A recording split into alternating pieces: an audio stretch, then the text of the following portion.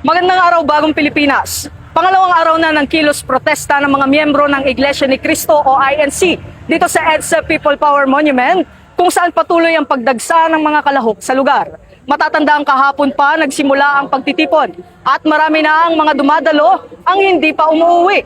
Ang ilan ay nagpalipas na ng gabi sa loob ng kanilang mga sasakyan habang ang iba naman ay nagtayo na ng mga tent sa paligid ng venue. Ayon kay Police Major Hazel Asilo, tagapagsalita ng NCRPO, mula alas 8 ng umaga hanggang alas 8 ng gabi lamang ang saklaw ng kanilang permit para sa naturang aktibidad. Mayroon ding libreng palugaw na ipinamahagi sa mga dumalo kung saan makikitang maayos na pumipila ang mga kalahok upang makatanggap ng pagkain. Batay sa pinakahuling monitoring, umabot na sa mahigit 3,000 kalahok ang naitala kaninang alas 10 ng umaga at inaasahan pang madaragdagan ito dahil sa patuloy pa ring nagsisidatingan ang mga miyembro ng ating mga kapatid na INC sa lugar. Sa kasalukuyan, nananatiling payapa at maayos ang sitwasyon. Gayunman patuloy na nakaalerto at nakatutok ang Philippine National Police upang tiyakin ang kaligtasan ng publiko at mapanatili ang kaayusan.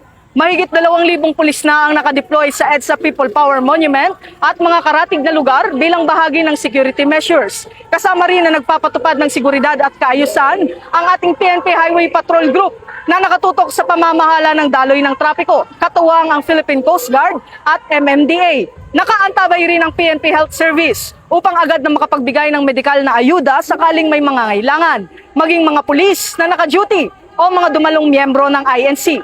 Samantala patuloy ding nagbibigay ng suporta at serbisyo ang Quezon City Local Government Unit at ang City Disaster Risk Reduction and Management Office o CDRRMO.